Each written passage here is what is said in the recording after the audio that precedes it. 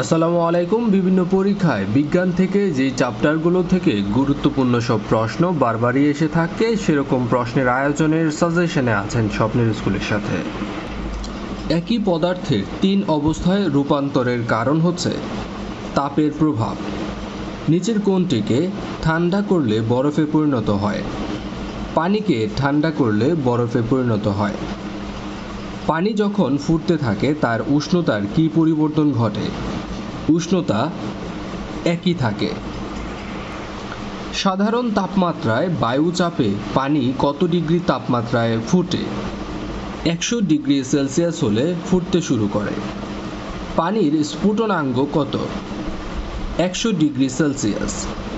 কোন কঠিন পদার্থ বিশুদ্ধ পানি অবিশুদ্ধ তা কিসের মাধ্যমে নির্ণয় করা যায়? কঠিন পদার্থ সেটা বিশুদ্ধ নাকি অবিশুদ্ধ সেটা নির্ণয় করা যায় গলনাঙ্কের মাধ্যমে। কোনো কোনো কঠিন পদার্থ উত্তপ্ত করলে সরাসরি বাষ্পে পরিণত হয়, এই প্রক্রিয়াকে বলা হয় ঊর্ধ্বপাতন। নিচের কোনটি যৌগিক পদার্থ? যৌগিক পদার্থ হচ্ছে পানি। পানি এ দুটোর সংমিশ্রণে একটি কম্পাউন্ড বা যৌগিক পদার্থ হয়ে থাকে। এটি মূলত অক্সিজেন এবং হাইড্রোজেনের সংমিশ্রণে। পানিতে অক্সিজেন এবং হাইড্রোজেনের অনুপাত কত? পানিতে অক্সিজেন এবং হাইড্রোজেনের অনুপাত, অক্সিজেন হচ্ছে 1:2 হাইড্রোজেন। বায়ু একটি মিশ্র পদার্থ। নিচের কোনটি রাসায়নিক পরিবর্তন নয়?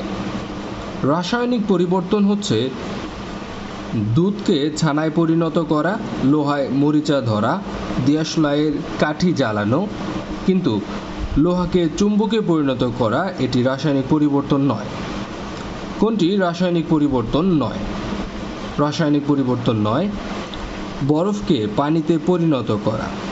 অন্যদিকে রাসায়নিক পরিবর্তন হচ্ছে লোহাতে মরিচা ধরা, চাল সিদ্ধ করে ভাতে পরিণত করা, হাইড্রোজেন এবং অক্সিজেন পানি তৈরি করা।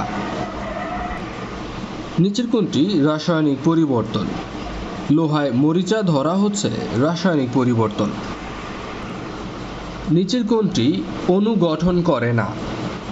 অণু গঠন করে না নিয়ন এবং আর্গন, অর্থাৎ ক এবং খ উভয়ই। পারমাণবিক ভর বা ওজন ধারণার প্রবর্তক হচ্ছেন জন ডাল্টন। বস্তুর আপেক্ষিক ভর কে আবিষ্কার করেন? আপেক্ষিক ভর আবিষ্কার করেন বৈজ্ঞানিক ডাল্টন। সবচেয়ে হালকা মৌল কোনটি? সবচেয়ে হালকা মৌল হচ্ছে হাইড্রোজেন। সবচেয়ে হালকা গ্যাস কোনটি? সবচেয়ে হালকা গ্যাস হাইড্রোজেন। কোন মৌলিক গ্যাস সবচেয়ে ভারী? সবচেয়ে ভারী গ্যাস হচ্ছে রেডন। অক্সিজেনের পারমাণবিক ওজন হচ্ছে 16। অক্সিজেনের আণবিক ভর 32। কোনটি মৌলিক কণিকা নয়? মৌলিক কণিকা আমরা জানি ইলেকট্রন, প্রোটন এবং নিউট্রন, কিন্তু হাইড্রোজেন পরমাণু মৌলিক কণিকা নয়। একটি পারমাণবিক কণার ওজন আছে এবং আয়তন আছে। The atomic nucleus was discovered by Rutherford. পরমাণুর নিউক্লিয়াসে কি কি থাকে? পরমাণুর নিউক্লিয়াসে থাকে নিউট্রন এবং প্রোটন। খেয়াল করে দেখেন যে সকল প্রশ্নগুলো বারবারই বিসিএসও আসে, সেগুলো কিন্তু প্রাথমিক সহকারী শিক্ষক নিয়োগ পরীক্ষায়ও আসতে পারে এবং প্রায় সময়ই আসে। প্রোটনের পজিটিভ চার্জ আছে, প্রোটনের পজিটিভ চার্জ রয়েছে। নিউট্রন আবিষ্কার করেন চ্যাডউইক। ইলেকট্রন কে আবিষ্কার করেন? ইলেকট্রন আবিষ্কার করেন থমসন। ইলেকট্রন হচ্ছে পদার্থের অতি ক্ষুদ্র কণিকা। কোনটিতে ঋণাত্মক আধান থাকে? ঋণাত্মক আধান থাকে ইলেকট্রনে। পরমাণু চার্জ নিরপেক্ষ হয় কারণ পরমাণুতে ইলেকট্রন এবং প্রোটনের সংখ্যা সমান থাকে। ঘর্ষণ, তাপ, রাসায়নিক ইত্যাদি প্রক্রিয়ায় সহজে পরমাণু থেকে নির্গত হয় ইলেকট্রন। বিচ্ছিন্ন অবস্থায় একটি পরমাণুর শক্তি যুক্ত অবস্থার চাইতে অধিক। কোনো পরমাণুর ভর সংখ্যা হচ্ছে নিউট্রন এবং প্রোটনের সংখ্যার সমষ্টি। নিউক্লিয়ন সংখ্যা এ, প্রোটন সংখ্যা পি এবং নিউট্রন সংখ্যা এন হলে পরমাণুর ভর সংখ্যা হবে A is equal P plus N. পারমাণবিক ওজন কোনটির সমান? পারমাণবিক ওজন নিউট্রন এবং প্রোটনের ওজনের সমান। পরমাণুর ভর বলতে কি বোঝায়? নিউট্রন এবং প্রোটনের ভর বোঝায়। সোডিয়ামের পরমাণুতে কি থাকে? সোডিয়ামের পরমাণুতে থাকে 11টি প্রোটন এবং 12টি নিউট্রন। 12 আর 11 যোগ করলে কিন্তু হয় এই পাওয়ার অর্থাৎ 23। যেসব নিউক্লিয়াসে প্রোটন সংখ্যা সমান কিন্তু ভর সংখ্যা সমান নয় তাদেরকে কি বলা হয়? খেয়াল করে দেখেন, প্রোটন সংখ্যা সমান, তাহলে আইসোটোপ। এখানেও প আছে, এই শেষেও প আছে, আইসোটোপ। হাইড্রোজেনের পরমাণুতে কোনটি নেই? হাইড্রোজেনের পরমাণুতে নেই নিউট্রন। কোন মৌলে নিউট্রন নেই? নিউট্রন নেই হাইড্রোজেনে। অ্যাটমিক সংখ্যা একই হওয়া সত্ত্বেও নিউক্লিয়াসের নিউট্রন সংখ্যা বেশি হওয়ার ফলে ভর সংখ্যা বেড়ে যায়, তাদেরকে কি বলা হয়? তাদেরকে বলা হয় আইসোটোপ। লোহাকে গ্যালভানাইজিং করতে ব্যবহার করা হয় জিঙ্ক। ইলেকট্রোপ্লেটিং কাকে বলা হয়? ইলেকট্রোপ্লেটিং হচ্ছে তড়িৎ বিশ্লেষক পদ্ধতির সাহায্যে একটি ধাতুর উপর অন্য ধাতুর পাতলা প্রলেপ দেওয়াকে বোঝায়। স্টেইনলেস স্টিলের লোহার সাথে কোন ধাতু মিশানো হয়? লোহার সাথে নিকেল এবং ক্রোমিয়াম মেশানো হয়। স্টেইনলেস স্টিলের অন্যতম উপাদান হচ্ছে ক্রোমিয়াম। স্টেইনলেস স্টিলে মরিচা না পড়ার কারণ হচ্ছে ক্রোমিয়াম। পারদ, তাপ সুপরিবাহী। কোন ধাতুর গলনাঙ্ক সবচেয়ে কম? গলনাঙ্ক সবচেয়ে কম হচ্ছে পারদের। কোন ধাতু স্বাভাবিক তাপমাত্রায় তরল থাকে? স্বাভাবিক তাপমাত্রায় তরল থাকে পারদ। সর্বাপেক্ষা ভারী তরল পদার্থ হচ্ছে পারদ। থার্মোমিটারে কোন পদার্থ থাকে? থার্মোমিটারে থাকে পারদ। আর থার্মোমিটারে পারদ ব্যবহার করা হয় এর কারণ হচ্ছে অল্প তাপে আয়তন অনেক বেশি বৃদ্ধি পায়। সংকর ধাতুতে ব্রোঞ্জে উপাদান হলো তামা এবং টিন। সংকর ধাতু কাঁসার উপাদান হচ্ছে তামা এবং টিন। কাঁসা মানে হচ্ছে এখানে ব্রোঞ্জ। তামা এবং টিনের মিশ্রণে সাধারণত কাঁসা এবং ব্রোঞ্জ গঠিত হয়। এখানে দেখেন কাঁসা এবং ব্রোঞ্জ দুইটাই আছে, সো দুইটা দাগানোর যেহেতু উপায় নেই, প্রথম যে অপশনটা আছে সেটাই দাগানো শ্রেয়। তামার সাথে নিচের কোনটি মেশালে পিতল হয়? তামার সাথে দস্তা বা জিঙ্ক মেশালে পিতল হয়। দস্তার আরেক নাম হচ্ছে জিঙ্ক। সংকর ধাতুতে পিতলের উপাদান কি? পিতলের উপাদান হচ্ছে তামা এবং দস্তা। এখানে খেয়াল করে দেখেন, যে সকল প্রশ্ন কিন্তু একবার আসে সেগুলো বারবার আসার সম্ভাবনা অনেক বেশি। যেমন এখানে একই প্রশ্ন কিন্তু 4-5টা বিসিএসও এসেছে। এই প্রশ্ন কিন্তু প্রাইমারিতেও বারবার এসেছে, যেটার ফুটনোট কিন্তু এখানে নেই। পেন্সিলের শীর্ষে প্রধানত কি থাকে? এই যে লেখাটা হচ্ছে সেটা কিন্তু মূলত হচ্ছে গ্রাফাইট। উড পেন্সিলের শীষ হলো মূলত গ্রাফাইট। নিচের কোনটি কার্বনের বহুরূপ? কার্বনের বহুরূপ হচ্ছে হীরক। প্রকৃতিতে সবচেয়ে শক্ত পদার্থ বা হার্ডেস্ট এলিমেন্ট বলা হয় হীরাকে। হীরায় কাঁচ কাটা যায় কেন?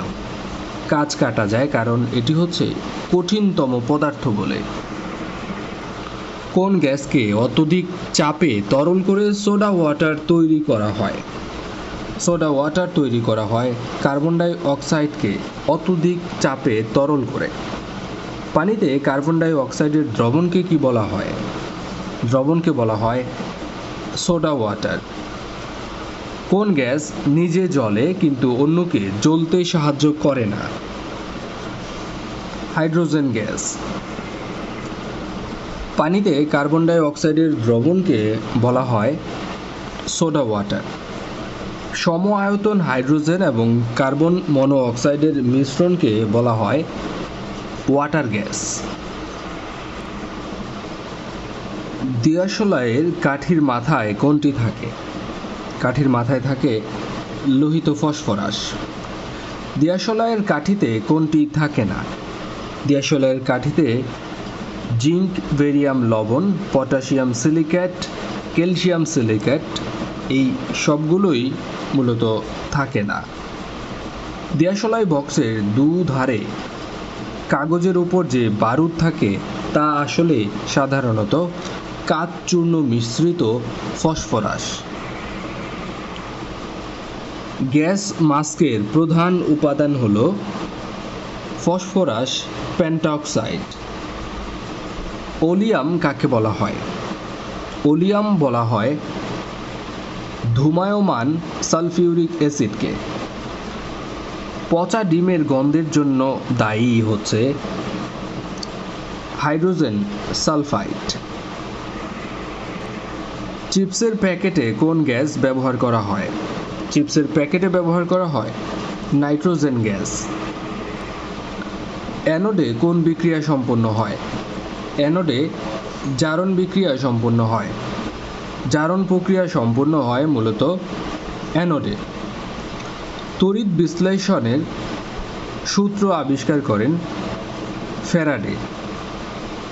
সাধারণ ড্রাই সেলে ইলেকট্রোড হিসেবে ব্যবহার করা হয় কার্বন দণ্ড এবং দস্তার কৌটা। শুষ্ক কোষে কে ইলেকট্রন দান করে থাকে? কার্বন দণ্ড। শুষ্ক কোষে কার্বন দণ্ডের চারপাশে থাকে ম্যাঙ্গানিজ অক্সাইড এবং কার্বন পাউডার। ড্রাইসেল ব্যাটারির তড়িৎ চালক বল হচ্ছে 1.5 ভোল্ট। ফরমালিন হচ্ছে ফর্মালডিহাইডের 40% জলীয় দ্রবণ। জীব সংরক্ষণ ও পচন নিবারণের জন্য ব্যবহার করা হয় ফরমালিন। পিঁপড়ার কামড়ে জ্বালা করে সাধারণত কোন রাসায়নিক পদার্থের কারণে? পিঁপড়ার কামড়ে মূলত থাকে ফর্মিক অ্যাসিড। মৌমাছিতে কোন অ্যাসিড থাকে? মৌমাছির কামড়েও থাকে ফর্মিক অ্যাসিড। কোনটি জৈব অম্ল? জৈব অম্ল হচ্ছে অ্যাসিটিক অ্যাসিড। ভিনেগারে কোন অ্যাসিড থাকে? ভিনেগারে থাকে অ্যাসিটিক অ্যাসিড।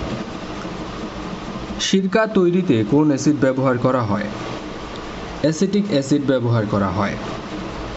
ভিনেগার বলতে বোঝায় 6 থেকে 10% অ্যাসিটিক অ্যাসিডের জলীয় দ্রবণ। কোনটি খাদ্য সংরক্ষক? খাদ্য সংরক্ষক হচ্ছে ভিনেগার। কচু খেলে গলা চুলকায় কারণ কচুতে থাকে ক্যালসিয়াম অক্সালেট। আমলকিতে থাকে অ্যাসকর্বিক অ্যাসিড। আপেলে কোন অ্যাসিড থাকে? আপেলে থাকে ম্যালিক অ্যাসিড। ম্যালিক অ্যাসিড পাওয়া যায় সাধারণত টমেটোতে। আঙ্গুর ফলে ও সাধারণত ম্যালিক অ্যাসিড পাওয়া যায়। এবং আঙ্গুর ফলে কোন অ্যাসিড বর্তমান থাকে? আঙ্গুর ফলে টার্টারিক অ্যাসিড পাওয়া যায়। তেঁতুলে কোন অ্যাসিড বর্তমান থাকে বা বিদ্যমান থাকে? তেঁতুলে থাকে টার্টারিক অ্যাসিড। অক্সালিক অ্যাসিড থাকে টমেটোতে। আমরা কিন্তু টমেটোতে দেখেছি যে ম্যালিক অ্যাসিডও থাকে। দুধে কোন ধরনের অ্যাসিড থাকে? দুধে থাকে ল্যাকটিক অ্যাসিড। লেবুতে বা কাগজি লেবুতে কোন প্রকারের অ্যাসিড থাকে? সাইট্রিক অ্যাসিড থাকে। কাপড়ে কালির দাগ লাগলে সহজেই ওঠানো যায় দাগের উপর লেবুর রস দিয়ে ঘষলে। সাবান কোন উচ্চতর ফ্যাটি অ্যাসিডের লবণ? এটি পটাশিয়াম এবং সোডিয়ামের দ্রবণ।